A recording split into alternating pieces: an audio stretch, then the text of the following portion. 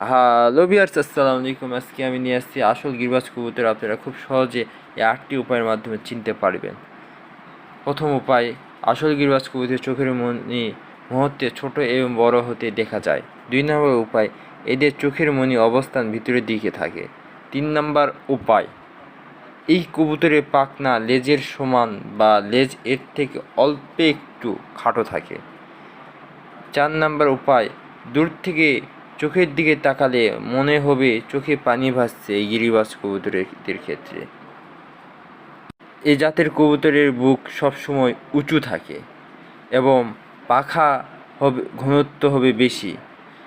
একটি গিরিবাজ কবুতরের দূর থেকে তাকালে মনে হবে চোখে পানি ভাসছে।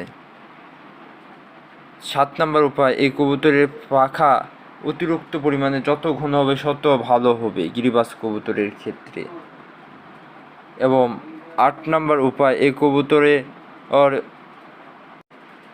এই কবুতরের হালকা এবং কালো চোখের মণি দেখা যাবে। এই কালো চোখের মণি যত ছোট হবে তত গিরিবাজ কবুতর ভালো হবে এবং উড়ন ভালো হবে।